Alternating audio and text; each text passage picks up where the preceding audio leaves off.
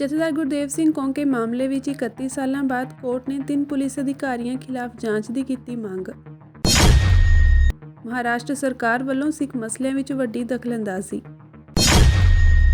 ਸਰਦਾਰ ਸਿਮਰਨਜੀਤ ਸਿੰਘ ਮਾਨ ਦੁਆਰਾ ਕੀਤੇ ਵਿਕਾਸ ਕਾਰਜਾਂ ਦਾ ਉਦਘਾਟਨ ਕਰਕੇ ਵਾਹਵਾਹੀ ਖੱਟ ਰਹੀ ਹੈ ਆਪ ਐਮਐਲਏ।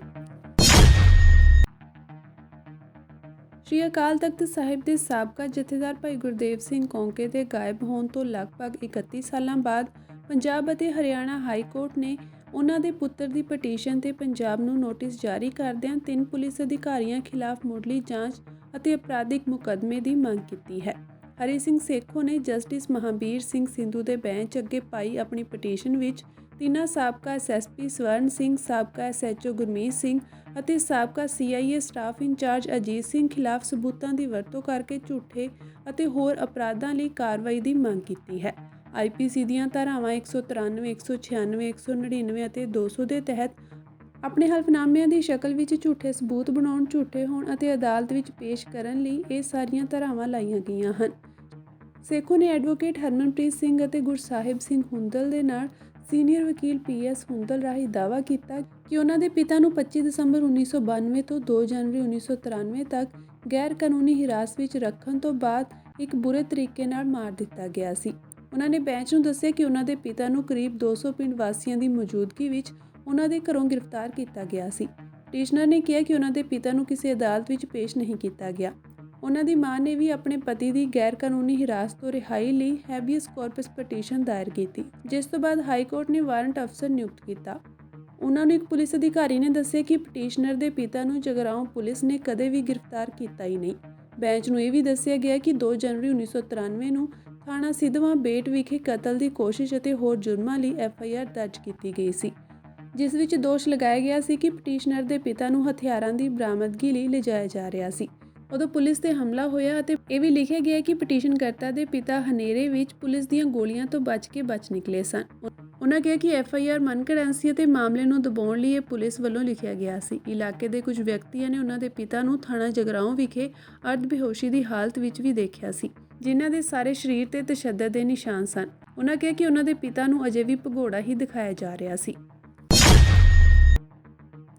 ਮਹਾਰਾਸ਼ਟਰ ਦੀ ਸ਼ਿਵ ਸੈਨਾ ਦੀ ਏਕਨਾਥ ਸ਼ਿੰਦੇ ਸਰਕਾਰ ਨੇ ਸਿੱਖ ਮਾਮਲਿਆਂ ਵਿੱਚ ਸਿੱਧਾ ਦਖਲ ਦਿੰਦੇ ਹੋਏ ਤਖਤ ਸੱਚਖੰਡ ਅਬਚਲ ਨਗਰ ਹਜ਼ੂਰ ਸਾਹਿਬ ਦੇ ਬੋਰਡ ਦੇ ਐਕਟ ਵਿੱਚ ਤਬਦੀਲੀ ਕਰਕੇ ਸਰਕਾਰੀ ਮੈਂਬਰਾਂ ਦੀ ਗਿਣਤੀ ਵਿੱਚ ਵਾਧਾ ਕੀਤਾ ਹੈ। ਸਿੱਖ ਗੁਰਧਾਮਾਂ ਤੇ ਸਰਕਾਰੀ ਕਬਜ਼ਿਆਂ ਦੀ ਕੜੀ ਵਿੱਚ ਇੱਕ ਨਵਾਂ ਅਧਿਆਇ ਜੁੜ ਗਿਆ ਹੈ। ਸ਼ਿੰਦੇ ਸਰਕਾਰ ਨੇ ਮਹਾਰਾਸ਼ਟਰ ਵਿਧਾਨ ਸਭਾ ਵਿੱਚ ਇੱਕ ਬਿੱਲ ਪੇਸ਼ ਕਰਕੇ ਐਕਟ ਵਿੱਚ ਸੋਧ ਕਰਦਿਆਂ ਸਰਕਾਰ ਵੱਲੋਂ ਨਾਮਜ਼ਦ 7 ਮੈਂਬਰਾਂ ਦੀ ਗਿਣਤੀ ਨੂੰ ਵਧਾ ਕੇ 12 ਕੀਤੇ ਜਾਣ ਦਾ ਬਿੱਲ ਵਿਧਾਨ ਸਭਾ ਵਿੱਚ ਪਾਸ ਕਰ ਦਿੱਤਾ ਹੈ। ਬੋਰਡ ਵਿੱਚ ਸ਼੍ਰੋਮਣੀ ਕਮੇਟੀ ਦੇ 4 ਮੈਂਬਰਾਂ ਦੀ ਗਿਣਤੀ ਨੂੰ ਘੱਟ ਕਰਦਿਆਂ ਕਮੇਟੀ ਦੇ 2 ਮੈਂਬਰ ਸ਼ਾਮਿਲ ਕੀਤੇ ਗਏ ਹਨ। ਨਵੇਂ ਬਿੱਲ ਮੁਤਾਬਕ ਚੀਫ ਖਾਲਸਾ ਦੀਵਾਨ ਤੇ ਹਜ਼ੂਰੀ ਖਾਲਸਾ ਦੀਵਾਨ ਦੇ ਮੈਂਬਰਾਂ ਨੂੰ ਬੋਰਡ ਵਿੱਚੋਂ ਮੁਨਫੀ ਕਰ ਦਿੱਤਾ ਗਿਆ ਹੈ। ਨਵੇਂ ਬਿੱਲ ਮੁਤਾਬਕ ਹੁਣ 17 ਮੈਂਬਰੀ ਬੋਰਡ ਵਿੱਚ ਸਰਕਾਰ ਵੱਲੋਂ ਨਾਮਜ਼ਦ 12 ਮੈਂਬਰਾਂ ਦੇ ਨਾਲ 3 ਮੈਂਬਰ ਚੋਣ ਜਿੱਤ ਕੇ ਆਉਣਗੇ ਅਤੇ 2 ਮੈਂਬਰ ਸ਼੍ਰੋਮਣੀ ਕਮੇਟੀ ਨਾਮਜ਼ਦ ਕਰ ਸਕੇਗੀ। ਇਸ ਬਿੱਲ ਦੇ ਪਾਸ ਹੋਣ ਨਾਲ ਮਹਾਰਾਸ਼ਟਰ ਦੇ ਸਿੱਖਾਂ ਦੇ ਮਨਾਂ ਵਿੱਚ ਰੋਸ ਹੈ ਤੇ ਹਰ ਸਿੱਖ ਇਸ ਬਿੱਲ ਨੂੰ ਸਿੱਖਾਂ ਦੇ ਧਾਰਮਿਕ ਮਾਮਲਿਆਂ ਵਿੱਚ ਸਿੱਧੀ ਦਖਲਅੰਦਾਜ਼ੀ ਮੰਨ ਰਿਹਾ ਹੈ। ਨਾਂਦੇੜ ਸਿੱਖ ਗੁਰਦੁਆਰਾ ਐਕਟ 1956 ਮੁਤਾਬਕ ਪਹਿਲਾਂ 3 ਮੈਂਬਰ ਸਥਾਨਕ ਸਿੱਖਾਂ ਵੱਲੋਂ ਵੋਟਾਂ ਰਾਹੀਂ ਚੁਣੇ ਜਾਂਦੇ ਸਨ। ਇਸ ਦੇ ਨਾਲ ਸਰਕਾਰ ਵੱਲੋਂ 1 ਮੈਂਬਰ ਹੈਦਰਾਬਾਦ ਤੇ ਸਿਕੰਦਰਾਬਾਦ ਦੇ ਸਿੱਖਾਂ ਵਿੱਚੋਂ ਚੁਣਿਆ ਜਾਂਦਾ ਸੀ। 1 ਮੈਂਬਰ ਸ਼੍ਰੋਮਣੀ ਕਮੇਟੀ ਦੀ ਰਾਏ ਨਾਲ ਮੱਧ ਪ੍ਰਦੇਸ਼ ਦੇ ਸਿੱਖਾਂ ਵਿੱਚੋਂ ਅਤੇ 3 ਮੈਂਬਰ ਸ਼੍ਰੋਮਣੀ ਕਮੇਟੀ ਵੱਲੋਂ ਲਏ ਜਾਂਦੇ ਸਨ। 2 ਸਿੱਖ ਮੈਂਬਰ ਪਾਰਲੀਮੈਂਟ ਦੇ ਨਾਲ 1 ਮੈਂਬਰ ਚੀਫ ਖਾਲਸਾ ਦੀਵਾਨ ਅਤੇ 4 ਮੈਂਬਰ ਹਜ਼ੂਰੀ ਖਾਲਸਾ ਦੀਵਾਨ ਦੇ ਹੁੰਦੇ ਸਨ। ਇਨ੍ਹਾਂ ਮੈਂਬਰਾਂ ਦੀ ਰਾਏ ਨਾਲ ਪ੍ਰਧਾਨ ਨਾਂਦੇੜ ਬੋਰਡ ਦੀ ਚੋਣ ਸਰਕਾਰੀ ਤੌਰ ਤੇ ਮੈਂਬਰਾਂ ਦੀ ਰਾਏ ਨਾਲ ਕੀਤੀ ਜਾਂਦੀ ਸੀ। ਹੁਣ ਨਵਾਂ ਐਕਟ ਜੋ ਕਿ 5 ਫਰਵਰੀ ਨੂੰ ਪਾਸ ਕੀਤਾ ਗਿਆ ਹੈ, ਉਸ ਮੁਤਾਬਕ ਸਰਕਾਰ 12 ਮੈਂਬਰਾਂ ਨੂੰ ਨਾਮਜ਼ਦ ਕਰੇਗੀ। 2 ਮੈਂਬਰ ਸ਼੍ਰੋਮਣੀ ਕਮੇਟੀ ਤੇ 3 ਮੈਂਬਰ ਵੋਟਾਂ ਰਾਹੀਂ ਜਿੱਤ ਕੇ ਬੋਰਡ ਵਿੱਚ ਸ਼ਾਮਿਲ ਕੀਤੇ ਜਾਣਗੇ। ਚੀਫ ਖਾਲਸਾ ਦੀਵਾਨ, ਹਜ਼ੂਰੀ ਖਾਲਸਾ ਦੀਵਾਨ ਤੇ ਸਿੱਖ ਮੈਂਬਰ ਪਾਰਲੀਮੈਂਟ ਨੂੰ ਮੁਨਫੀ ਕਰ ਦਿੱਤਾ ਗਿਆ ਹੈ। ਦਿੱਲੀ ਸਿੱਖ ਗੁਰਦੁਆਰਾ ਪ੍ਰਬੰਧਕ ਕਮੇਟੀ ਤਖਤ ਸ੍ਰੀ ਪਟਨਾ ਸਾਹਿਬ ਤੋਂ ਬਾਅਦ ਤਖਤ ਅਬਚਲ ਨਗਰ ਦਾ ਪ੍ਰਬੰਧ ਸਰਕਾਰੀ ਹੱਥਾਂ ਵਿੱਚ ਜਾਣਾ ਚਿੰਤਾ ਦਾ ਵਿਸ਼ਾ ਹੈ। ਸ਼੍ਰੋਮਣੀ ਅਕਾਲੀ ਦਲ ਅੰਮ੍ਰਿਤਸਰ ਪ੍ਰਧਾਨ ਅਤੇ ਸੰਗਰੂਰ ਤੋਂ ਐਮਪੀ ਸਰਦਾਰ ਸਿਮਰਨਜੀਤ ਸਿੰਘ ਮਾਨ ਆਪਣੇ ਇਲਾਕੇ ਵਿੱਚ ਵਿਕਾਸ ਕਾਰਜਾਂ ਨੂੰ ਪੂਰਾ ਕਰ ਰਹੇ ਹਨ, ਪਰ ਦੂਜੇ ਪਾਸੇ ਆਮ ਆਦਮੀ ਪਾਰਟੀ ਦੀ ਇੱਕ ਹੋਰ ਮਾੜੀ ਕਰਤੂਤ ਸਾਹਮਣੇ ਆਈ ਹੈ, ਜਿੱਥੇ ਸਰਦਾਰ ਸਿਮਰਨਜੀਤ ਸਿੰਘ ਮਾਨ ਵੱਲੋਂ ਕਰਵਾਏ ਵਿਕਾਸ ਕਾਰਜਾਂ ਵਿੱਚ ਦਖਲ ਦਿੰਦਿਆਂ ਉਹਨਾਂ ਵੱਲੋਂ ਬਣਵਾਏ ਪਾਰਕ ਵਾਲੀ ਜਗ੍ਹਾ ਤੇ ਪੰਚਾਇਤ ਘਰ ਦਾ ਉਦਘਾਟਨ ਕਰਕੇ ਆਪ ਐਮਐਲਏ ਨਰਿੰਦਰ ਕੌਰ ਭਰਾ ਝੂਠੀ ਵਾਹਵਾਹੀ ਖੱਟ ਰਹੇ ਹਨ। ਇੰਨਾ ਹੀ ਨਹੀਂ, ਜਿਸ ਸਮੇਂ ਨੀਂਹ ਪੱਥਰ ਰੱਖਣ ਦੀ ਰਸਮ ਕਰਨ ਲਈ ਬੀਬੀ ਭਰਾਜ ਪਿੰਡ ਪਹੁੰਚੇ ਤਾਂ ਪਿੰਡ ਦੇ ਸਰਪੰਚ ਤੇ ਪੰਚਾਇਤ ਦੇ ਹੋਰ ਮੈਂਬਰਾਂ ਨੂੰ ਘਰ ਵਿੱਚ ਹੀ ਨਜ਼ਰਬੰਦ ਕਰ ਦਿੱਤਾ ਗਿਆ। ਪਿੰਡ ਦੀ ਪੰਚਾਇਤ ਵੱਲੋਂ ਬੀਬੀ ਭਰਾਜ ਦੇ ਇਸ ਕੰਮ ਦੀ ਸਖਤ ਸ਼ਬਦਾਂ ਵਿੱਚ ਨਿਖੇਧੀ ਕੀਤੀ ਗਈ ਹੈ, ਕਿਉਂਕਿ ਉਹਨਾਂ ਦਾ ਕਹਿਣਾ ਹੈ ਕਿ ਜਦੋਂ ਸਾਨੂੰ ਪੰਚਾਇਤ ਘਰ ਦੀ ਲੋੜ ਹੈ ਹੀ ਨਹੀਂ ਤੇ ਜਿਸ ਦੀ ਲੋੜ ਹੈ ਉਹ ਸਰਦਾਰ ਮਾਨ ਲਗਭਗ ਬਣਵਾ ਚੁੱਕੇ ਹਨ, ਤਾਂ ਬੀਬੀ ਭਰਾਜ ਦਾ ਉਸੇ ਥਾਂ ਤੇ ਨੀਂਹ ਪੱਥਰ ਰੱਖਣ ਦਾ ਕੀ ਮਤਲਬ ਹੈ। ਹੁਣ ਇਹਨਾਂ ਮੁੰਡਿਆਂ ਨੇ ਇਕੱਠੇ ਹੋ ਕੇ ਸਰਪੰਚ ਸਾਹਿਬ ਨੂੰ ਅਰਜੀ ਦਿੱਤੀ ਕਿ ਸਰਪੰਚ ਸਾਹਿਬ ਅਸੀਂ ਇਸ ਪਿੰਡ 'ਚ ਇੱਕ ਪਾਰਕ ਬਣਾਉਣਾ ਚਾਹੁੰਦੇ ਹਾਂ, ਤੇ ਉਸ ਅਰਜੀ ਤੇ ਸਰਪੰਚ ਸਾਹਿਬ ਨੇ ਕੰਮ ਕੀਤਾ। ਸਰਪੰਚ ਸਾਹਿਬ ਨੇ ਦੇਖਿਆ ਕਿ ਮੈਂ ਪੰਚਾਇਤੀ ਫੰਡ ਵਿੱਚੋਂ ਇੰਨਾ ਕੁ ਰੁਪਈਆ ਇਸ ਪਾਰਕ ਲਈ ਦੇ ਸਕਦਾ ਤੇ ਜਿਹੜਾ ਬਾਕੀ ਹੈਗਾ ਉਹ ਮੈਨੂੰ ਹੋਰ ਕਿਤੋਂ ਮੰਗਣਾ ਪੈਣਾ। ਸਰਪੰਚ ਸਾਹਿਬ ਨੇ ਤੇ ਪਿੰਡ ਵਾਸੀਆਂ ਨੇ ਇਕੱਠੇ ਰਲ ਮਿਲ ਕੇ ਮਨਰੇਗਾ 'ਚੋਂ ਪੈਸਾ ਕਢਾਇਆ। ਮਨਰੇਗੇ ਦੇ ਪੈਸੇ ਨਾਲ ਜਿਹੜਾ ਪੰਚਾਇਤੀ ਫੰਡ ਸੀਗਾ ਉਹ ਦੁੱਗਣਾ ਹੋ ਗਿਆ ਤੇ ਜਿੰਨਾ ਕੁ ਪੈਸਾ ਚਾਹੀਦਾ ਸੀਗਾ ਪਾਰਕ ਦੀ ਸਾਰੀ ਵਾਸਤੇ ਉਹ ਪੂਰਾ ਹੋ ਗਿਆ। ਪੈਸਾ ਆ ਦੇਖੋ, ਆ ਪੜੋ ਤੁਸੀਂ ਕੀ ਲਿਖਿਆ ਇੱਥੇ। ਆ ਪੈਸਾ 8,32,237 ਰੁਪਈਆ ਸੈਂਕਸ਼ਨ ਹੋ ਗਿਆ ਸੀ। ਇਹ ਸੈਂਕਸ਼ਨਡ ਪੈਸਾ ਹੈ ਮਨਰੇਗਾ ਦਾ, ਸੈਂਟਰ ਸਰਕਾਰ ਦਾ। ਇਹ ਭਗਵੰਤ ਜੀ ਦਾ ਪੰਜਾਬ ਸਰਕਾਰ ਦਾ ਖਜ਼ਾਨਾ ਨਹੀਂ ਹੈਗਾ ਤੇ ਇਹਦੇ 'ਚ ਪੰਚਾਇਤੀ ਫੰਡ ਵੀ ਲਾਇਆ ਹੋਇਆ। ਏਸੀ ਪਾਰਕ ਤੇ ਜਿੱਥੇ ਕੰਮ ਸ਼ੁਰੂ ਹੋਇਆ ਪਿਆ ਹੈ, ਮੁਕੰਮਲ ਹੋਣ ਵਾਲਾ ਹੈ, ਉੱਥੇ ਜਾ ਕੇ ਸਾਡੇ ਆ ਹੋਣਹਾਰ ਬੀਬਾ ਜੀ ਜਾ ਕੇ ਆ ਰੱਖ ਕੇ ਆ ਜਾਂਦੇ ਆ ਨੀਂਹ ਪੱਥਰ। ਐਂਡ ਇਹ ਨੀਂਹ ਪੱਥਰ ਕਾਹਦਾ ਰੱਖਿਆ? ਪੰਚਾਇਤ ਘਰ ਦਾ। ਸਰਪੰਚ ਕੌਣ ਹੈ ਪਿੰਡ ਦਾ? ਆ ਸਰਪੰਚ ਸਾਹਿਬ ਨੇ ਪਿੰਡ ਦੇ। ਸਰਪੰਚ ਸਾਹਿਬ ਕਹਿੰਦੇ ਕਿ ਮੈਨੂੰ ਪੰਚਾਇਤ ਘਰ ਦੀ ਲੋੜ ਨਹੀਂ ਹੈਗੀ। ਆ ਬੀਬਾ ਜੀ ਕਹਿੰਦੀ ਹੈ ਕਿ ਮੈਨੂੰ ਪੰਚਾਇਤ ਘਰ ਦੀ ਲੋੜ ਹੈਗੀ ਆ। ਪਿੰਡ ਦੇ ਜਿਹੜੇ ਆਮ ਲੋਕ ਹੈ ਉਹ ਕਹਿੰਦੇ ਆ ਕਿ ਸਾਨੂੰ ਪੰਚਾਇਤ ਘਰ ਦੀ ਲੋੜ ਨਹੀਂ ਹੈਗੀ, ਸਾਨੂੰ ਪਾਰਕ ਦੀ ਲੋੜ ਹੈ। ਪਾਰਕ ਮਨਜ਼ੂਰ ਹੋਇਆ ਪਿਆ, ਕੰਮ ਉੱਥੇ ਮੁਕੰਮਲ ਹੋਣ ਵਾਲਾ, ਉੱਥੇ ਖੜ ਕੇ ਆ ਜਾ ਕੇ ਰੱਖ ਕੇ ਆ ਗਏ। ਹੁਣ ਦੱਸੋ ਇਹ ਮੂਰਖਤਾ ਨਹੀਂ ਤਾਂ ਹੋਰ ਕੀ ਆ? 300 ਪੁਲਿਸ ਮੁਲਾਜ਼ਮ, ਜੇ ਤੁਹਾਨੂੰ ਪਤਾ ਹੈ ਕਿ ਤੁਸੀਂ ਕੋਈ ਗਲਤ ਕੰਮ ਕਰਨ ਜਾ ਰਹੇ ਹੋ ਫਿਰ ਤੁਹਾਨੂੰ ਫੋਰਸ ਦੀ ਲੋੜ ਪੈਣੀ ਹੈ। ਫਰਜ਼ ਕਰੋ ਮੈਂ ਤੁਹਾਡੇ ਪਿੰਡ ਆ ਕੇ ਕਿਸੇ ਦਾ ਜਲੂਸ ਕੱਢਣ ਲੱਗ ਜਾ ਝੂਠਾ, ਮੈਨੂੰ ਪਤਾ ਹੋਣਾ ਕਿ ਮੈਨੂੰ ਨਾਲ ਆਪ ਤੇ ਮੁਲਾਜ਼ਮਾਂ ਦੀ ਲੋੜ ਪੈਣੀ ਹੈ। ਕੱਲ ਚੱਕ ਕੇ ਕਿਸੇ ਨੇ ਤੁਹਾਡੇ ਪਿੰਡ ਤੇ ਮੈਨੂੰ ਚਪੇੜ ਮਾਰਤੀ ਤੇ ਚੰਗਾ ਥੋੜੀ ਨਹੀਂ ਲੱਗੂਗਾ। ਹੁਣ ਇਹ ਚਪੇੜਾ ਖਾਣ ਵਾਲੇ ਕੰਮ ਕਰ ਰਹੇ ਆ। ਦੇਖੋ ਇਹਨਾਂ ਚੀਜ਼ਾਂ ਤੇ ਉਤਰੇ ਹੋਏ ਆ, ਮਤਲਬ ਸ਼ਰਮ ਆਉਣੀ ਚਾਹੀਦੀ ਹੈ। ਮੈਂ ਬੀਬਾ ਜੀ ਨੂੰ ਬੇਨਤੀ ਕਰਦਾ। ਮਹਾਰਾਸ਼ਟਰ ਸਰਕਾਰ ਵੱਲੋਂ ਦਾ ਨਾਂਦੇੜ ਸਿੱਖ ਗੁਰਦੁਆਰਾ ਸੱਚਖੰਡ ਸ੍ਰੀ ਹਜੂਰ ਅਬਚਲ ਨਗਰ ਸਾਹਿਬ ਬੋਰਡ ਐਕਟ 1956 ਵਿੱਚ ਕੀਤੇ ਗਏ ਵੱਡੇ ਸੋਧ ਤੇ ਐਸਜੀਪੀਸੀ ਨੇ ਕਰੜਾ ਇਤਰਾਜ਼ ਜ਼ਾਹਰ ਕੀਤਾ ਹੈ ਅਤੇ ਇਸ ਨੂੰ ਸਿੱਖਾਂ ਦੇ ਮਸਲੇ ਵਿੱਚ ਦਖਲਅੰਦਾਜ਼ੀ ਕਰਾਰ ਦਿੱਤਾ ਹੈ। ਕੈਬਨਿਟ ਵੱਲੋਂ ਪਾਸ ਕੀਤੇ ਗਏ ਨਵੇਂ ਸੋਧ ਵਿੱਚ ਬੋਰਡ ਦੇ ਮੈਂਬਰਾਂ ਵਿੱਚੋਂ ਐਸਜੀਪੀਸੀ ਦੇ 4 ਮੈਂਬਰਾਂ ਦੀ ਗਿਣਤੀ ਘਟਾ ਕੇ 2 ਕਰ ਦਿੱਤੀ ਗਈ ਹੈ। ਇਸ ਤੋਂ ਇਲਾਵਾ ਚੀਫ ਖਾਲਸਾ ਦੀਵਾਨ ਅਤੇ ਹਜ਼ੂਰੀ ਖਾਲਸਾ ਦੀਵਾਨ ਦੇ ਮੈਂਬਰਾਂ ਨੂੰ ਬੋਰਡ ਤੋਂ ਹਟਾ ਦਿੱਤਾ ਗਿਆ ਹੈ। ਸਿਰਫ ਇੰਨਾ ਹੀ ਨਹੀਂ, 17 ਮੈਂਬਰੀ ਬੋਰਡ ਵਿੱਚ ਪਹਿਲਾਂ ਸਰਕਾਰ ਵੱਲੋਂ ਨਾਮਜ਼ਦ ਮੈਂਬਰਾਂ ਦੀ ਗਿਣਤੀ 7 ਹੁੰਦੀ ਸੀ, ਉਸ ਨੂੰ ਵਧਾ ਕੇ 12 ਕਰ ਦਿੱਤਾ ਗਿਆ ਹੈ। ਐਸਜੀਪੀਸੀ ਦੇ ਪ੍ਰਧਾਨ ਹਰਜਿੰਦਰ ਸਿੰਘ ਧਾਮੀ ਨੇ ਏਕਨਾਥ ਸ਼ਿੰਦੇ ਸਰਕਾਰ ਦੇ ਇਸ ਫੈਸਲੇ ਦੀ ਸਖਤ ਸ਼ਬਦਾਂ ਵਿੱਚ ਨਿੰਦਾ ਕਰਦੇ ਹੋਏ ਇਸ ਨੂੰ ਸਿੱਖਾਂ ਦੇ ਧਾਰਮਿਕ ਮਾਮਲਿਆਂ ਵਿੱਚ ਸਿੱਧੀ ਘੁਸਪੈਠ ਕਰਾਰ ਦਿੱਤਾ ਹੈ। ਉਹਨਾਂ ਕਿਹਾ ਕਿ ਸਿੱਖ ਕੌਮ ਇਸ ਨੂੰ ਕਿਸੇ ਵੀ ਸੂਰਤ ਵਿੱਚ ਬਰਦਾਸ਼ਤ ਨਹੀਂ ਕਰੇਗੀ। ਤੁਸੀਂ ਕਿਵੇਂ ਸਿੱਖ ਜਥੇਬੰਦੀਆਂ ਦੇ ਨੁਮਾਇੰਦੇ ਘਟਾ ਕੇ ਸਿੱਧਾ ਸਾਡੇ ਧਾਰਮਿਕ ਥਾਵਾਂ ਤੇ ਕਬਜ਼ਾ ਕਰ ਸਕਦੇ ਹੋ? ਤੁਸੀਂ ਇਸ ਬਿੱਲ ਨੂੰ ਪੇਸ਼ ਕਰਨ ਤੋਂ ਪਹਿਲਾਂ ਸਿੱਖ ਜਥੇਬੰਦੀਆਂ ਨਾਲ ਸਲਾਹ ਤੱਕ ਨਹੀਂ ਕੀਤੀ। ਸ਼੍ਰੋਮਣੀ ਗੁਰਦੁਆਰਾ ਪ੍ਰਬੰਧਕ ਕਮੇਟੀ ਦੇ ਪ੍ਰਧਾਨ ਨੇ ਮਹਾਰਾਸ਼ਟਰ ਦੇ ਮੁੱਖ ਮੰਤਰੀ ਏਕਨਾਥ ਸ਼ਿੰਦੇ ਨੂੰ ਕਿਹਾ ਕਿ ਤੁਸੀਂ ਫੌਰਨ ਇਸ ਨਵੇਂ ਬਿੱਲ ਨੂੰ ਰੱਦ ਕਰੋ ਅਤੇ ਸਿੱਖ ਜਥੇਬੰਦੀਆਂ ਦੇ ਨੁਮਾਇੰਦਿਆਂ ਨੂੰ ਪਹਿਲਾਂ ਵਾਂਗ ਬੋਰਡ ਵਿੱਚ ਥਾਂ ਦਿਓ। ਜਦੋਂ 1956 ਵਿੱਚ ਬੋਰਡ ਦਾ ਗਠਨ ਹੋਇਆ ਸੀ ਤਾਂ ਵੱਖ-ਵੱਖ ਜਥੇਬੰਦੀਆਂ ਨੂੰ ਇਸੇ ਲਈ ਸ਼ਾਮਿਲ ਕੀਤਾ ਗਿਆ ਸੀ ਤਾਂ ਕਿ ਪਾਰਦਰਸ਼ੀ ਅਤੇ ਸਿੱਖ ਮਰਿਆਦਾ ਦੇ ਨਾਲ ਤਖਤ ਸਾਹਿਬ ਦੀ ਸਾਂਭ ਸੰਭਾਲ ਕੀਤੀ ਜਾਵੇ। ਸ਼੍ਰੋਮਣੀ ਗੁਰਦੁਆਰਾ ਪ੍ਰਬੰਧਕ ਕਮੇਟੀ ਪ੍ਰਧਾਨ ਹਰਜਿੰਦਰ ਸਿੰਘ ਧਾਮੀ ਨੇ ਇਸ ਮਸਲੇ ਤੇ ਗੱਲ ਕਰਨ ਦੇ ਲਈ ਐਸਜੀਪੀਸੀ ਦੇ ਵਫਦ ਨਾਲ ਮੁੱਖ ਮੰਤਰੀ ਏਕਨਾਥ ਸ਼ਿੰਦੇ ਕੋਲੋਂ ਸਮਾਂ ਮੰਗਿਆ ਹੈ। ਉਹਨਾਂ ਕਿਹਾ ਕਿ ਮਹਾਰਾਸ਼ਟਰ ਸਰਕਾਰ ਦੇ ਇਸ ਫੈਸਲੇ ਨਾਲ ਸਿੱਖ ਭਾਈਚਾਰੇ ਵਿੱਚ ਰੋਸ ਹੈ। ਨਵਾਂ ਐਕਟ ਤਖਤ ਸਾਹਿਬ ਦੀ ਮਰਿਆਦਾ ਨੂੰ ਢਾਹ ਲਾ ਸਕਦਾ ਹੈ। ਇਸ ਤੋਂ ਪਹਿਲਾਂ ਪਿਛਲੇ ਸਾਲ ਅਗਸਤ ਵਿੱਚ ਜਦੋਂ ਏਕਨਾਥ ਸ਼ਿੰਦੇ ਸਰਕਾਰ ਨੇ ਨਾਂਦੇੜ ਸਾਹਿਬ ਦੇ ਗੈਰ ਸਿੱਖ ਡੀਸੀ ਨੂੰ ਬੋਰਡ ਦਾ ਕਾਰਜਕਾਰੀ ਚੇਅਰਮੈਨ ਨਿਯੁਕਤ ਕੀਤਾ ਸੀ ਤਾਂ ਵੀ ਬਹੁਤ ਵਿਰੋਧ ਹੋਇਆ ਸੀ। ਸ਼੍ਰੋਮਣੀ ਗੁਰਦੁਆਰਾ ਪ੍ਰਬੰਧਕ ਕਮੇਟੀ ਦੇ ਵਿਰੋਧ ਤੋਂ ਬਾਅਦ ਸਰਕਾਰ ਨੇ ਸਾਬਕਾ IAS ਅਧਿਕਾਰੀ ਡਾਕਟਰ ਵਿਜੇ ਸਤਬੀਰ ਸਿੰਘ ਨੂੰ ਚੇਅਰਮੈਨ ਦੇ ਅਹੁਦੇ ਤੇ ਨਿਯੁਕਤ ਕੀਤਾ ਸੀ। ਬੀਤੇ ਦਿਨੀ ਤਿਹਾੜ ਜੇਲ੍ਹ ਵਿੱਚ ਇੱਕ ਸਿੱਖ ਵਿਅਕਤੀ ਦੀ ਸ਼ੱਕੀ ਮੌਤ ਨੇ ਪ੍ਰਸ਼ਾਸਨ ਤੇ ਵੱਡੇ ਸਵਾਲ ਖੜੇ ਕੀਤੇ ਹਨ। ਪਰਿਵਾਰ ਵੱਲੋਂ ਮਾਮਲੇ ਦੀ ਜਾਂਚ ਲਈ ਕਮੇਟੀ ਗਠਿਤ ਕਰਨ ਦੀ ਮੰਗ ਕੀਤੀ ਗਈ ਸੀ, ਪਰ ਪ੍ਰਸ਼ਾਸਨ ਵੱਲੋਂ ਕੋਈ ਧਿਆਨ ਨਹੀਂ ਦਿੱਤਾ ਗਿਆ। ਹੁਣ ਸ਼੍ਰੋਮਣੀ ਅਕਾਲੀ ਦਲ ਦਿੱਲੀ ਇਕਾਈ ਦੇ ਆਗੂ ਮਨਜੀਤ ਸਿੰਘ ਜੀਕੇ ਮੌਕੇ ਤੇ ਪਹੁੰਚੇ ਤੇ ਮਾਮਲੇ ਦੀ ਜਾਣਕਾਰੀ ਲਈ। ਇਸ ਤੋਂ ਬਾਅਦ ਤਿਹਾੜ ਜੇਲ੍ਹ ਵਿੱਚ ਸ਼ੱਕੀ ਹਾਲਤ ਵਿੱਚ ਮਾਰੇ ਗਏ ਗੁਰਦੀਪ ਸਿੰਘ ਗੋਰਾ ਦਾ ਪੋਸਟਮਾਰਟਮ ਕਰਵਾਉਣ ਲਈ 3 ਮੈਂਬਰੀ ਬੋਰਡ ਬਣਾਉਣ ਦਾ ਪ੍ਰਸ਼ਾਸਨ ਨੇ ਸਿੱਖਾਂ ਦੇ ਦਬਾਅ ਤੋਂ ਬਾਅਦ ਫੈਸਲਾ ਲੈ ਲਿਆ ਹੈ। ਮ੍ਰਿਤਕ 7 ਭੈਣਾਂ ਦਾ ਇਕਲੌਤਾ ਭਰਾ ਸੀ ਅਤੇ DDU ਹਸਪਤਾਲ ਵਿੱਚ ਬੀਤੇ 6-7 ਦਿਨਾਂ ਤੋਂ ਪਰਿਵਾਰ ਦੀ ਜਾਣਕਾਰੀ ਤੋਂ ਬਿਨਾਂ ਇਲਾਜ ਅਧੀਨ ਸੀ। ऊपर से हमने ये भी बोला कि ऊपर से बोल रहे हैं, ऊपर से बोल रहे हैं कि इसको HIV है, इसका HIV है, इसका नहीं हो सकता। रिपोर्ट कहाँ से आ गई? जबकि कोई रिपोर्ट नहीं है। एक मिनट सिंह साहब, इसमें भी डॉक्टर का अपना प्रोसेस है कि क्या चीज वो करते हैं, क्या हमारा कहीं हमको जो नहीं, आपकी मेहरबानी, आपकी कोऑपरेशन है।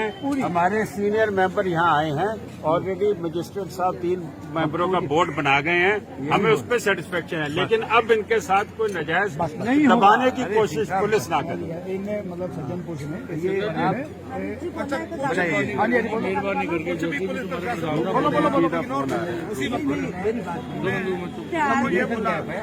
नहीं, हमने उनको यही बोला कि जो अपना बयान लिखवा रहे हैं, चलो आप बोल रहे हम डॉक्टरी देंगे फलाना मत दे यार, बयान दे रहे कौन मना कर रहा है?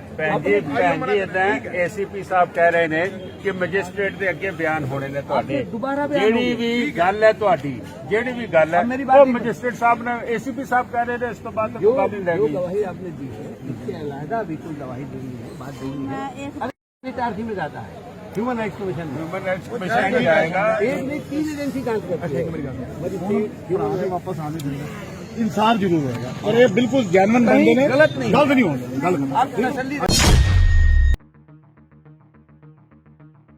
ਪੰਜਾਬੀ ਗਾਇਕ ਸਿੱਧੂ ਮੂਸੇਵਾਲਾ ਦੇ ਕਤਲ ਮਾਮਲੇ ਵਿੱਚ ਇੱਕ ਅਹਿਮ ਖੁਲਾਸਾ ਹੋਇਆ ਹੈ। ਦਰਅਸਲ ਮੁਲਜ਼ਮ ਕੇਸ਼ਵ ਪੁੱਤਰ ਲਾਲਚੰਦ ਵਾਸੀ ਆਵਾ ਬਸਤੀ ਬਠਿੰਡਾ ਨੇ ਪੁਲਿਸ ਪੁੱਛਗਿੱਛ ਦੌਰਾਨ ਦੱਸਿਆ ਕਿ ਸ਼ੁਭਦੀਪ ਸਿੰਘ ਉਰਫ ਸਿੱਧੂ ਮੂਸੇਵਾਲਾ ਦੇ ਕਤਲ ਤੋਂ ਪਹਿਲਾਂ ਪ੍ਰਿਆਵਰਤ ਫੌਜੀ ਦੀਪਕ ਮੁੰਡੀ ਸਮੇਤ ਬਾਕੀ ਸਾਰੇ ਮੁਲਜ਼ਮਾਂ ਨੇ AK-47 ਸਮੇਤ ਸਾਰੇ ਹਥਿਆਰਾਂ ਨੂੰ ਚਲਾ ਕੇ ਚੈੱਕ ਕੀਤਾ ਸੀ। ਉਹਨਾਂ ਨੇ ਡੱਬਵਾਲੀ ਦੇ ਪਿੰਡ ਸਕਤਾ ਖੇੜਾ ਦੇ ਖੇਤਾਂ ਵਿੱਚ ਸੁਨਸਾਨ ਥਾਂ ਤੇ ਪਿਸਤੌਲ ਨਾਲ ਗੋਲੀਆਂ ਚਲਾ ਕੇ ਅਭਿਆਸ ਕੀਤਾ ਸੀ। ਮੁਲਜ਼ਮ ਪ੍ਰਿਆਵਰਤ ਫੌਜੀ ਅਤੇ ਦੀਪਕ ਮੁੰਡੀ ਨੇ ਗ੍ਰੇਨੇਡ ਲਾਂਚਰ ਦੀ ਵਰਤੋਂ ਕਰਕੇ ਜਾਂਚ ਕਰਨ ਦੀ ਕੋਸ਼ਿਸ਼ ਕੀਤੀ ਸੀ। ਜਦੋਂ ਗ੍ਰੇਨੇਡ ਕੰਮ ਨਾ ਆਇਆ ਤਾਂ ਉਹਨਾਂ ਨੇ ਇਸ ਨੂੰ ਪੈਕ ਕਰਕੇ ਰੱਖ ਲਿਆ। ਇਹ ਸਾਰਾ ਖੁਲਾਸਾ ਕੇਸ਼ਵ ਨੇ ਪੁਲਿਸ ਪੁੱਛਗਿੱਛ ਦੌਰਾਨ ਕੀਤਾ ਹੈ।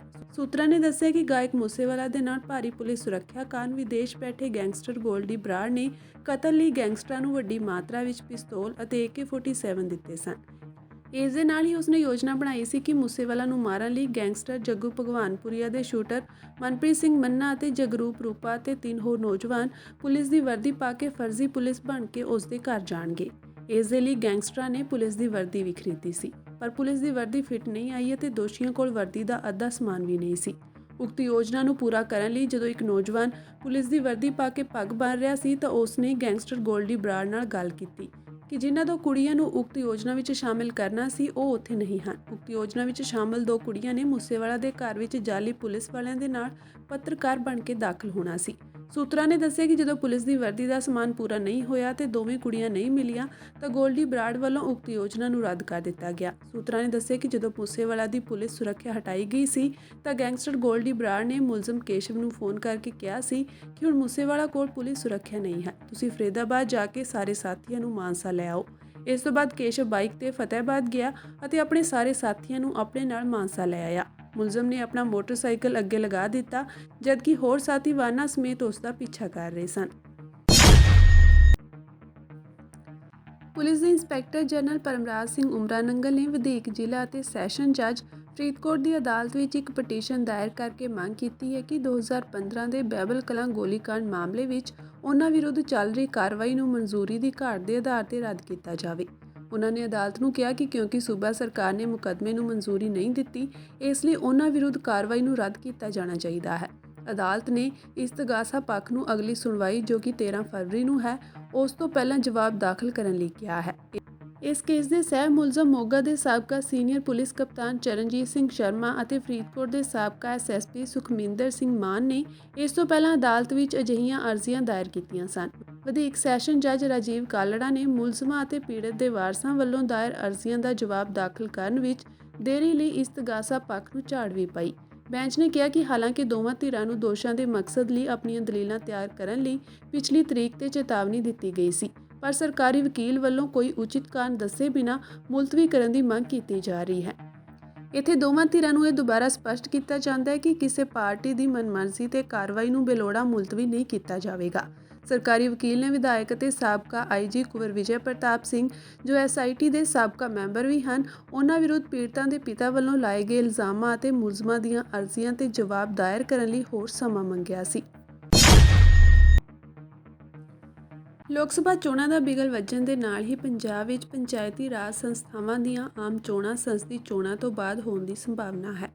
ਪੰਜਾਬ ਅਤੇ ਹਰਿਆਣਾ ਹਾਈ ਕੋਰਟ ਵੱਲੋਂ ਪੰਚਾਇਤਾਂ ਨੂੰ 5 ਸਾਲ ਦਾ ਕਾਰਜਕਾਲ ਪੂਰਾ ਹੋਣ ਤੋਂ ਪਹਿਲਾਂ ਭੰਗ ਕਰਨ ਦੇ ਸੂਬਾ ਸਰਕਾਰ ਦੇ ਆਦੇਸ਼ ਨੂੰ ਰੱਦ ਕਰਨ ਤੋਂ ਬਾਅਦ ਸਰਕਾਰ ਸਾਵਧਾਨੀ ਨਾਲ ਅੱਗੇ ਵਧ ਰਹੀ ਹੈ। ਪਿਛਲੀ ਵਾਰ ਰਾਜਨੀਤਿਕ ਢਾਂਚੇ ਦੀ ਆਲੋਚਨਾ ਹੋਈ ਸੀ ਜਦੋਂ 2 IAS ਅਧਿਕਾਰੀਆਂ ਨੂੰ 5 ਸਾਲਾਂ ਦੇ ਕਾਰਜਕਾਲ ਤੋਂ ਪਹਿਲਾਂ ਪੰਚਾਇਤਾਂ ਨੂੰ ਭੰਗ ਕਰਨ ਦਾ ਵਿਵਾਦਪੂਰਨ ਆਦੇਸ਼ ਜਾਰੀ ਕਰਨ ਲਈ ਮੁਅੱਤਲ ਕਰ ਦਿੱਤਾ ਗਿਆ ਸੀ। ਹਾਲਾਂਕਿ ਬਾਅਦ ਵਿੱਚ ਨੋਟੀਫਿਕੇਸ਼ਨ ਵਾਪਸ ਲੈ ਲਿਆ ਗਿਆ। ਹੁਣ ਪੇਂਡੂ ਵਿਭਾਗ ਅਤੇ ਪੰਚਾਇਤ ਵਿਭਾਗ ਨੇ ਸੂਬੇ ਦੀਆਂ ਸਾਰੀਆਂ 13,241 ਪੰਚਾਇਤਾਂ ਨੂੰ ਭੰਗ ਕਰਨ ਅਤੇ ਪ੍ਰਸ਼ਾਸਕ ਨਿਯੁਕਤ ਕਰਨ ਦਾ ਫੈਸਲਾ ਲੈਣ ਤੋਂ ਪਹਿਲਾਂ ਉਹਨਾਂ ਦੇ 5 ਸਾਲ ਦੇ ਕਾਰਜਕਾਲ ਪੂਰੇ ਹੋਣ ਦਾ ਵੇਰਵਾ ਮੰਗਿਆ ਹੈ। ਹਾਲਾਂਕਿ ਸੂਬੇ ਵਿੱਚ ਪਿਛਲੀਆਂ ਪੰਚਾਇਤੀ ਚੋਣਾਂ ਜਨਵਰੀ 2019 ਵਿੱਚ ਹੋਈਆਂ ਸਨ, ਪਰ ਗ੍ਰਾਮ ਪੰਚਾਇਤ ਦਾ 5 ਸਾਲ ਦਾ ਕਾਰਜਕਾਲ ਮੀਟਿੰਗ ਦੀ ਪਹਿਲੀ ਤਰੀਕ ਤੋਂ ਸ਼ੁਰੂ ਹੁੰਦਾ ਹੈ। ਇੱਕ ਅਧਿਕਾਰੀ ਨੇ ਪੁਸ਼ਟੀ ਕੀਤੀ ਕਿ ਵੇਰਵੇ ਲੈਣ ਅਤੇ ਵਿਚਾਰ ਵਟਾਂਦਰੇ ਤੋਂ ਬਾਅਦ ਪੰਚਾਇਤਾਂ ਨੂੰ ਭੰਗ ਕਰਨ ਅਤੇ ਪ੍ਰਸ਼ਾਸਕਾਂ ਦੀ ਨਿਯੁਕਤੀ ਲਈ ਢੁਕਵੇਂ ਆਦੇਸ਼ ਜਾਰੀ ਕਰਨ ਲਈ ਇੱਕ ਰਸਮੀ ਫਾਈਲ ਮੁੱਖ ਮੰਤਰੀ ਦਫ਼ਤਰ ਨੂੰ ਭੇਜ ਦਿੱਤੀ ਗਈ ਹੈ। ਉਨ੍ਹਾਂ ਕਿਹਾ ਕਿ ਫਾਈਲ ਮਨਜ਼ੂਰ ਹੋਣ ਤੋਂ ਬਾਅਦ 5 ਸਾਲ ਦਾ ਕਾਰਜਕਾਲ ਪੂਰਾ ਕਰ ਚੁੱਕੀਆਂ ਪੰਚਾਇਤਾਂ ਨੂੰ ਭੰਗ ਕਰ ਦਿੱਤਾ ਜਾਵੇਗਾ। ਬਾਕੀ ਨੂੰ ਉਹਨਾਂ ਦੀਆਂ ਨਿਰਧਾਰਿਤ ਤਰੀਕਾਂ ਨੇੜੇ ਆਉਣ ਤੇ ਭੰਗ ਕੀਤਾ ਜਾਵੇਗਾ ਅਤੇ ਇਹ ਪ੍ਰਕਿਰਿਆ ਮਾਰਚ ਦੇ ਲਗਭਗ ਪਹਿਲੇ ਹਫ਼ਤੇ ਤੱਕ ਖਤਮ ਹੋ ਜਾਵੇਗੀ। ਉਨ੍ਹਾਂ ਕਿਹਾ ਕਿ ਸਾਨੂੰ ਵੇਰਵੇ ਮਿਲੇ ਹਨ ਕਿ 13,241 ਗ੍ਰਾਮ ਪੰਚਾਇਤਾਂ, 153 ਪੰਚਾਇਤ ਸਮਿਤੀਆਂ ਅਤੇ 22 ਜ਼ਿਲ੍ਹਾ ਪ੍ਰੀਸ਼ਦਾਂ ਵਿੱਚੋਂ ਲਗਭਗ 95% ਨੇ 31 ਜਨਵਰੀ ਤੋਂ ਪਹਿਲਾਂ ਆਪਣੀ ਪਹਿਲੀ ਮੀਟਿੰਗ ਕੀਤੀ ਸੀ। ਕੁਝ ਪੰਚਾਇਤਾਂ ਅਜਿਹੀਆਂ ਹਨ ਜਿੱਥੇ ਸਪਸ਼ਟ ਫਤਵਾ ਜਾਂ ਕਿਸੇ ਹੋਰ ਮੁੱਦੇ ਕਾਰਨ ਮਾਰਚ ਵਿੱਚ ਕੰਮਕਾਜ ਸ਼ੁਰੂ ਹੋਇਆ ਸੀ। ਜਦੋਂ ਵੀ ਪੰਚਾਇਤ ਦਾ ਕਾਰਜਕਾਲ ਖਤਮ ਹੋਣ ਦੀ ਨਿਰਧਾਰਤ ਮਿਤੀ ਨੇੜੇ ਆਵੇਗੀ ਤਾਂ ਜ਼ਿਲ੍ਹਾ ਅਧਿਕਾਰੀ ਪ੍ਰਸ਼ਾਸਕ ਨਿਯੁਕਤ ਕਰਨਗੇ।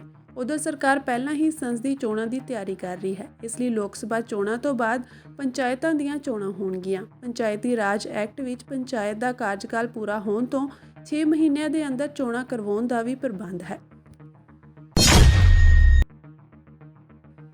ਇਲਾਹਾਬਾਦ ਹਾਈ ਕੋਰਟ ਨੇ ਵਾਰਾਣਸੀ ਦੀ ਗਿਆਨ ਵਿਆਪੀ ਮਸਜਿਦ ਕੰਪਲੈਕਸ ਵਿੱਚ ਸਥਿਤ ਵਿਆਸ ਜੀ ਦੇ ਤਹਿਖਾਨੇ ਵਿੱਚ ਹਿੰਦੂਆਂ ਨੂੰ ਪੂਜਾ ਕਰਨ ਦੀ ਇਜਾਜ਼ਤ ਦੇਣ ਦੇ ਖਿਲਾਫ ਅੰਜੁਮਨ ਇੰਤਜ਼ਾਮੀਆ ਦੀ ਅਪੀਲ ਤੇ ਸੁਣਵਾਈ 12 ਫਰਵਰੀ ਤੱਕ ਮੁਲਤਵੀ ਕਰ ਦਿੱਤੀ ਹੈ। ਵਾਰਾਣਸੀ ਦੇ ਕਾਸ਼ੀ ਵਿਸ਼ਵਨਾਥ ਮੰਦਿਰ ਦੇ ਨਾਲ ਲੱਗਦੀ ਗਿਆਨ ਵਿਆਪੀ ਮਸਜਿਦ ਦਾ ਪ੍ਰਬੰਧਨ ਕਰਨ ਵਾਲੀ ਅੰਜੁਮਨ ਇੰਤਜ਼ਾਮੀਆ ਮਸਜਿਦ ਕਮੇਟੀ ਨੇ ਵਿਆਸ ਜੀ ਦੇ ਤਹਿਖਾਨੇ ਵਿੱਚ ਪੂਜਾ ਕਰਨ ਦੀ ਇਜਾਜ਼ਤ ਦੇਣ ਸੰਬੰਧੀ ਵਾਰਾਣਸੀ ਅਦਾਲਤ ਦੇ 31 ਜਨਵਰੀ ਦੇ ਹੁਕਮ ਖਿਲਾਫ ਪਿਛਲੇ ਸ਼ੁੱਕਰਵਾਰ ਨੂੰ ਇਲਾਹਾਬਾਦ ਹਾਈ ਕੋਰਟ ਵਿੱਚ ਅਪੀਲ ਦਾਇਰ ਕੀਤੀ ਸੀ।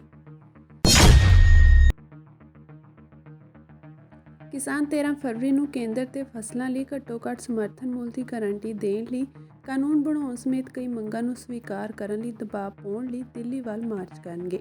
ਸੰਯੁਕਤ ਕਿਸਾਨ ਮੋਰਚੇ ਦੇ ਆਗੂ ਜਗਜੀਤ ਸਿੰਘ ਡੱਲੇਵਾਲ ਨੇ ਦੱਸਿਆ ਕਿ ਦਿੱਲੀ ਚਲੋ ਮਾਰਚ ਵਿੱਚ ਦੇਸ਼ ਭਰ ਦੀਆਂ 200 ਤੋਂ ਵੱਧ ਕਿਸਾਨ ਜਥੇਬੰਦੀਆਂ ਹਿੱਸਾ ਲੈਣਗੀਆਂ। ਇਹ ਯੂਨੀਅਨਾਂ ਸੰਯੁਕਤ ਕਿਸਾਨ ਮੋਰਚਾ ਅਤੇ ਕਿਸਾਨ ਮਜ਼ਦੂਰ ਮੋਰਚਾ ਦਾ ਹਿੱਸਾ ਹਨ। ਪੱਤਰਕਾਰਾਂ ਨੂੰ ਸੰਬੋਧਨ ਕਰਦਿਆਂ ਡੱਲੇਵਾਲ ਨੇ ਦੋਸ਼ ਲਗਾਇਆ ਕਿ ਕੇਂਦਰ ਨੇ ਘੱਟੋ-ਘੱਟ ਸਮਰਥਨ ਮੁੱਲ ਦੀ ਕਾਨੂੰਨੀ ਗਾਰੰਟੀ ਦੇਣ ਦੀ ਵਚਨਬੱਧਤਾ ਉਦੋਂ ਕੀਤੀ ਸੀ ਜਦੋਂ ਕਿਸਾਨਾਂ ਨੇ ਹੁਣ ਰੱਦ ਕੀਤੇ 3 ਖੇਤੀ ਕਾਨੂੰਨਾਂ ਦਾ ਵਿਰੋਧ ਕੀਤਾ ਸੀ, ਪਰ ਕਾਰਪੋਰੇਟ ਸੈਕਟਰ ਦੇ ਦਬਾਅ ਕਾਰਨ ਸਰਕਾਰ ਆਪਣਾ ਵਾਅਦਾ ਪੂਰਾ ਨਹੀਂ ਕਰ ਸਕੀ ਹੈ। ਉਨ੍ਹਾਂ ਕਿਹਾ ਕਿ ਕਿਸਾਨਾਂ ਵੱਲੋਂ ਕਈ ਥਾਵਾਂ ਤੇ ਟਰੈਕਟਰ ਰੈਲੀਆਂ ਕੱਢ ਕੇ ਮਾਰਚ ਦੀਆਂ ਤਿਆਰੀਆਂ ਕੀਤੀਆਂ ਜਾ ਰਹੀਆਂ ਹਨ। ਉਨ੍ਹਾਂ ਕਿਹਾ ਕਿ ਸਿਰਫ ਪੰਜਾਬ ਤੋਂ ਹੀ ਨਹੀਂ, ਹਰਿਆਣਾ ਸਮੇਤ ਹੋਰ ਰਾਜਾਂ ਦੇ ਕਿਸਾਨ ਵੀ ਇਸ ਮਾਰਚ ਵਿੱਚ ਹਿੱਸਾ ਲੈਣਗੇ। ਅਸੀਂ ਸ਼ੰਭੂ, ਖਨੌਰੀ ਅਤੇ ਡੱਬ ਵਾਲੀ ਸਰਹੱਦਾਂ ਤੋਂ ਦਿੱਲੀ ਵੱਲ ਰਵਾਨਾ ਹੋਵਾਂਗੇ। ਕਿਸਾਨ ਮਜ਼ਦੂਰ ਸੰਘਰਸ਼ ਕਮੇਟੀ ਦੇ ਜਨਰਲ ਸਕੱਤਰ ਸਰਵਣ ਸਿੰਘ ਪੰਧੇਰ ਨੇ ਕਿਹਾ ਕਿ ਘੱਟੋ-ਘੱਟ ਸਮਰਥਨ ਮੁੱਲ ਦੀ ਕਾਨੂੰਨੀ ਗਾਰੰਟੀ ਤੋਂ ਇਲਾਵਾ ਕਿਸਾਨ ਸਵਾਮੀਨਾਥਨ ਕਮਿਸ਼ਨ ਦੀਆਂ ਸਿਫਾਰਸ਼ਾਂ ਨੂੰ ਲਾਗੂ ਕਰਨ, ਕਿਸਾਨਾਂ ਤੇ ਖੇਤ ਮਜ਼ਦੂਰਾਂ ਲਈ ਪੈਨਸ਼ਨ, ਕਿਸਾਨ ਕਰਜ਼ਾ ਮੁਆਫੀ, ਪੁਲਿਸ ਕੇਸ ਵਾਪਸ ਲੈਣ ਅਤੇ ਲਖੀਮਪੁਰ ਖੇੜੀ ਹਿੰਸਾ ਦੇ ਪੀੜਤ ਪਰਿਵਾਰ ਇਨਸਾਫ ਦੀ ਮੰਗ ਕਰ ਰਹੇ ਹਨ। ਜਿਹੜੀ ਹਕੀਕਤ ਲੜਾਈ ਹੈ ਇਹਨੂੰ ਭਾਵੇਂ ਆਪਾਂ ਮੰਗਾਂ ਦੇ ਵਿੱਚ ਵੰਡ ਲਈਏ, ਲੇਕਿਨ ਸੱਚਾਈ ਇਹ ਆ ਕਿ ਇਹ ਇੱਕ ਤਰ੍ਹਾਂ ਨਾਲ ਕਾਰਪੋਰੇਟ ਘਰਾਣਿਆਂ ਦੇ ਖਿਲਾਫ ਇੱਕ ਵੱਡੀ ਲੜਾਈ ਲੜਨ ਜਾ ਰਹੀਆਂ ਨੇ ਸਾਰੀਆਂ ਜਥੇਬੰਦੀਆਂ, ਔਰ ਇਹ ਪੂਰੇ ਭਾਰਤ ਦੀਆਂ ਲਗਭਗ 200 ਤੋਂ ਉੱਪਰ ਕਿਸਾਨ ਆਰਗੇਨਾਈਜੇਸ਼ਨਾਂ ਇਹਦੇ ਵਿੱਚ ਪਾਰਟਿਸਿਪੇਟ ਕਰ ਰਹੀਆਂ। ਅਸੀਂ ਜਿਹੜੀ ਲੜਾਈ ਲੜ ਰਹੇ, ਜਿਹੜੀ ਮੈਂ ਕਿਹਾ ਕਿ ਕਾਰਪੋਰੇਟ ਦੇ ਖਿਲਾਫ ਲੜਾਈ ਹੈ ਇਹ, ਕਿ ਦੇਖੋ MSP ਦੀ ਜੋ ਸਰਕਾਰ ਨੇ ਸਾਡੇ ਨਾਲ ਕਮਿਟਮੈਂਟ ਕੀਤੀ ਸੀਗੀ ਅੰਦੋਲਨ ਦੇ ਦੌਰਾਨ ਕਿ ਅਸੀਂ MSP ਦੀ ਗਰੰਟੀ ਦਾ ਕਾਨੂੰਨ ਦੇਵਾਂਗੇ, ਲੇਕਿਨ ਸਰਕਾਰ ਉਹਦੇ ਤੋਂ ਕਾਨਾਕਾਨੀ ਕਰ ਰਹੀ। ਕਿਉਂ ਕਰ ਰਹੀ ਹੈ? ਕਿਉਂਕਿ ਕਾਰਪੋਰੇਟ ਦੇ ਪ੍ਰੈਸ਼ਰ ਦੇ ਥੱਲੇ ਸਾਰੇ ਆਪਾਂ ਚੰਗੀ ਤਰ੍ਹਾਂ ਜਾਣਦੇ ਹਾਂ। ਅਗਰ ਸਾਨੂੰ MSP ਮਿਲਣੀ ਹੈ ਤਾਂ ਕਾਰਪੋਰੇਟ ਨੂੰ WTO ਨੂੰ ਪਿੱਛੇ ਧੱਕਣਾ ਪੈਣਾ। ਉਹਨੂੰ ਜਿੰਨਾ ਚਿਰ ਪਿੱਛੇ ਨਹੀਂ ਧੱਕਦੇ ਉਨੀ ਦੇਰ ਤੱਕ ਸਾਡੇ ਲੋਕਾਂ ਨੂੰ ਸੁੱਖ ਦਾ ਸਾਹ ਪੂਰੇ ਦੇਸ਼ ਲਈ ਇਹ ਮਤਲਬ ਬੜੇ ਘਾਤਕ ਫੈਸਲੇ ਸਰਕਾਰਾਂ ਕਾਰਪੋਰੇਟ ਦੇ ਦਬਾਅ ਥੱਲੇ ਲੈ ਰਹੀਆਂ ਨੇ। ਜਿਹੜੀ ਗੱਲ ਆਪਾਂ ਵੱਡੀ ਲੜਾਈ ਹੈ, ਜਿਹੜੀ ਮੰਗ ਆ, ਜਿਹੜੀ ਅੱਜ ਦੇਖੋ ਕਿੰਨਾ ਵੱਡਾ ਸੰਤਾਪ ਭੋਗ ਰਿਹਾ ਦੇਸ਼ ਦਾ ਕਿਸਾਨ ਤੇ ਮਜ਼ਦੂਰ। ਦੋਨੋਂ ਹੀ ਧਿਰਾਂ ਸੁਸਾਈਡ ਕਰ ਰਹੀਆਂ, ਕਰਜ਼ਾ ਉਹਨਾਂ ਨੂੰ ਨਿਗਲ ਰਿਹਾ ਹੈ, ਲੇਕਿਨ ਸਰਕਾਰਾਂ ਉਹਦੇ ਤੇ ਧਿਆਨ ਦੇਣ ਦੀ ਬਜਾਏ ਪਿਛਲੀ ਇੱਕ ਸਟੱਡੀ ਨੇ ਦੱਸਿਆ ਕਿ ਲਗਭਗ 14 ਲੱਖ ਕਰੋੜ ਰੁਪਈਆ ਕਿਸਾਨਾਂ ਨੂੰ ਉਹਨਾਂ ਦੀ ਫਸਲ ਦਾ ਭਾਅ ਨਾ ਦੇ ਕੇ ਜਾਂ ਹੋਰ ਤਰੀਕਿਆਂ ਦੇ ਨਾਲ ਉਹਨਾਂ ਦਾ ਲੁੱਟਿਆ ਇੱਕ ਸਾਲ 'ਚ। ਤੇ ਦੂਸਰੇ ਪਾਸੇ ਕਾਰਪੋਰੇਟਾਂ ਦਾ ਪਿਛਲੀਆਂ ਇਸ ਸਰਕਾਰ ਨੇ ਆਪਣੀ ਟਰਮ ਦੇ ਵਿੱਚ ਲਗਭਗ 14.5 ਲੱਖ ਕਰੋੜ ਰੁਪਈਆ ਮਾਫ ਕੀਤਾ। ਜਿਹੜਾ ਸੁਸਾਈਡ ਕਰ ਰਿਹਾ, ਜਿਹੜਾ ਮਰ ਰਿਹਾ, ਉਹਦੀ ਸੁਣਵਾਈ ਨਹੀਂ ਹੋ ਰਹੀ, ਔਰ ਦੂਸਰੇ ਪਾਸੇ ਕਾਰਪੋਰੇਟ ਜਿਹੜੇ ਜਿਨ੍ਹਾਂ ਦੇ ਘਰ ਭਰੇ ਜਾ ਰਹੇ ਨੇ ਉਹਨਾਂ ਦੇ ਕਰਜ਼ੇ ਨੂੰ NPA ਕੀਤਾ ਜਾ ਰਿਹਾ ਹੈ। ਔਰ ਇਹ ਇੱਕ ਵੱਡੀ ਲੜਾਈ ਹੈ। ਇਹ ਸਾਡੇ ਆਮ ਲੋਕਾਂ ਨੂੰ ਜਿਹੜੇ ਘੇਰੇ ਦੇ ਵਿੱਚ ਫਸ ਕੇ ਵਿਚਾਰੇ ਅੱਜ ਦਲਦਲ ਦੇ ਵਿੱਚ ਫਸੇ ਖੁਦਕਸ਼ੀਆਂ ਕਰ ਰਹੇ ਨੇ, ਮਰ ਰਹੇ ਨੇ, ਉਹਨਾਂ ਨੂੰ ਬਚਾਉਣ ਦੀ ਲੜਾਈ ਹੈ। ਔਰ ਉਹਦੀ ਤਿਆਰੀ ਪੂਰੇ ਭਾਰਤ ਦੇ ਵਿੱਚੋਂ ਪੂਰੀ ਮਜ਼ਬੂਤੀ ਨਾਲ ਹੋ ਰਹੀ ਹੈ। ਤੁਸੀਂ ਦੇਖਿਆ ਪੰਜਾਬ ਦੇ ਵਿੱਚ ਵੱਡੀਆਂ ਪੰਚਾਇਤਾਂ ਹੋ ਗਈਆਂ, ਟਰੈਕਟਰ ਮਾਰਚ ਚੱਲ ਰਿਹਾ ਹੈ। ਕੱਲਾ ਹੁਣ ਪੰਜਾਬ ਨਹੀਂ, ਸਾਡੇ ਨਾਲ ਸਾਡਾ ਹਰਿਆਣਾ ਪੂਰੇ ਜ਼ੋਰ ਸ਼ੋਰ ਦੇ ਨਾਲ ਇਹਦੇ ਵਿੱਚ ਪਾਰਟਿਸਿਪੇਟ ਕਰ ਰਿਹਾ ਹੈ। ਆਪਾਂ ਦੇਖਿਆ ਅੰਬਾਲਾ ਏਰੀਏ ਦੇ ਵਿੱਚ ਲਗਾਤਾਰ ਕਿਹੜੇ ਟਰੈਕਟਰ ਮਾਰਚ ਹੋ ਗਏ। ਇਧਰਲੇ ਪਾਸੋਂ ਫਤਿਆਬਾਦ ਦੇ ਵਿੱਚ ਲਗਭਗ 3,500 ਟਰੈਕਟਰਾਂ ਦੇ ਨਾਲ ਟਰੈਕਟਰ ਮਾਰਚ ਹੋਇਆ। ਥੋੜੇ ਦਿਨ ਪਹਿਲਾਂ ਨਾਰਨੌਲ ਦੇ ਵਿੱਚ ਇੱਕ ਵੱਡੀ ਕਿਸਾਨ ਪੰਚਾਇਤ ਹੋਈ। ਤਾਂ ਇਹਦਾ ਮਤਲਬ ਕਿ ਸਾਡੇ ਨਾਲ ਅੱਜ ਹਰਿਆਣਾ ਪਹਿਲਾਂ ਨਾਲੋਂ ਵੀ ਤੇਜ਼ੀ ਨਾਲ ਹਰਿਆਣਾ ਸਾਡੇ ਨਾਲ ਮਤਲਬ ਪਾਰਟਿਸਿਪੇਟ ਕਰ ਰਿਹਾ। ਪਿਛਲੇ ਦਿਨਾਂ ਦੇ ਵਿੱਚ ਕਰਨਾਟਕਾ, ਕੇਰਲਾ, ਤਾਮਿਲਨਾਡੂ ਦੇ ਵਿੱਚ ਇਹ ਵੱਡੀਆਂ ਪੰਚਾਇਤਾਂ ਹੋਈਆਂ। ਵੀ ਦੇਸ਼ ਦੇ ਦੋ ਵੱਡੇ ਫੋਰਮ ਜਿਹਦੇ ਕੋਲ ਲਗਭਗ 200-250 ਜਥੇਬੰਦੀਆਂ ਹੈਗੀਆਂ ਨੇ। ਆਪਾਂ ਕਿਸਾਨ ਮਜ਼ਦੂਰ ਮੋਰਚੇ ਦਾ ਕੱਲ ਐਲਾਨ ਕੀਤਾ ਹੈਗਾ ਵਾ, ਔਰ ਇਹਦੇ ਵਿੱਚ ਵੀ ਅੰਤਮ ਸ਼ੋਹਾਂ ਦੇ ਰਹੇ ਹੈਗੇ ਆਪਾਂ। ਤੇ ਡਿਮਾਂਡਸ ਤੋਂ ਪਹਿਲੋਂ ਆਪਾਂ ਲਗਭਗ ਜਿਹੜੀ ਸਾਂਝੀ ਪ੍ਰੈਸ ਦੀ ਕਮੇਟੀ ਆ ਉਹ ਵੀ ਡਿਸਕਸ ਕੀਤੀ ਹੋਈ ਆ, ਸਾਂਝੀ ਫੰਡਿੰਗ ਕਮੇਟੀ ਆ ਉਹ ਵੀ ਡਿਸਕਸ ਕੀਤੀ ਹੋਈ ਆ। ਇਹਦੇ ਨਾਲ ਜਿਹੜੀ ਬੁੱਧੀਜੀਵੀ ਨਾਲ ਟਾਕ ਕਰਨੀ ਆ ਉਹ ਕਮੇਟੀ ਵੀ ਡਿਸਕਸ ਕੀਤੀ ਹੋਈ ਆ। ਔਰ ਇੱਕ ਕਲੀਅਰ ਕੱਟ ਆ ਸਾਡੇ ਇੱਥੋਂ ਕਲੀਅਰ ਕੱਟ ਵੀ ਕੋਈ ਵੀ ਜਿਹੜਾ ਪਾਰਲੀਮੈਂਟ ਸਿਸਟਮ ਵਿੱਚ ਚੋਣਾਂ ਲੜਦਾ ਕੋਈ ਪੋਲੀਟੀਕਲ ਲੀਡਰ ਆਪਣੀ ਸਟੇਜ ਤੋਂ ਨਹੀਂ ਬੋਲਣ ਦਿਆਂਗੇ। ਸਹਿਯੋਗੀਆਂ ਬਾਰੇ ਅੱਡ ਫੈਸਲਾ ਹੋਊਗਾ, ਜਿਹੜੇ ਸਾਡੇ ਸਹਿਯੋਗ ਚ ਆਉਣਗੇ, ਠੀਕ ਹੈ, ਕੋਈ ਵੀ ਹੋਵੇ। ਤਾਂ ਇਹ ਕਲੀਅਰ ਕੱਟ ਆ। ਔਰ ਇਹ ਵੀ ਕਲੀਅਰ ਕੱਟ ਆ ਵੀ ਇਸ ਅੰਦੋਲਨ ਦੇ ਵਿੱਚੋਂ ਕੁਝ ਵੀ ਨਿੱਜ ਪ੍ਰਾਪਤ ਲਈ ਨਹੀਂ ਹੋਊਗਾ, ਜੋ ਕੁਝ ਹੋਊਗਾ ਲੋਕਾਂ ਲਈ ਹੋਊਗਾ। ਦੂਸਰਾ ਹੈਗਾ ਵੀ ਜਿਵੇਂ ਤੁਹਾਨੂੰ ਪਤਾ ਹੀ ਆ ਵੀ ਆਪਾਂ 7 ਡਿਮਾਂਡਸ ਪਹਿਲਾਂ ਤੁਹਾਨੂੰ ਦੱਸੀਆਂ ਸੀਗੀਆਂ, ਕੁਝ ਉੱਭਰਵੀਆਂ ਹੈਗੀਆਂ। ਇੱਕ ਤਾਂ ਹੈਗਾ ਵੀ ਜਿਹੜੀ ਵਿਦੇਸ਼ਾਂ ਤੋਂ ਜਿੰਸਾਂ ਮੰਗਾ ਰਹੇ ਨੇ, ਠੀਕ ਆ ਜੀ, ਉਹ ਵਿਦੇਸ਼ੀ ਜਿੰਸਾਂ ਜਦੋਂ ਸਾਡੀ ਖੇਤੀ ਮੰਡੀ 'ਚ ਡੰਪ ਹੋਈਆਂ ਤਾਂ ਉਹਦੇ ਨਾਲ ਸਾਡੀ ਖੇਤੀ ਮੰਡੀ ਟੁੱਟਣ ਦੀ ਗੁੰਜਾਇਸ਼ ਤੋਂ ਅਸੀਂ ਇਨਕਾਰ ਨਹੀਂ ਕਰ ਸਕਦੇ।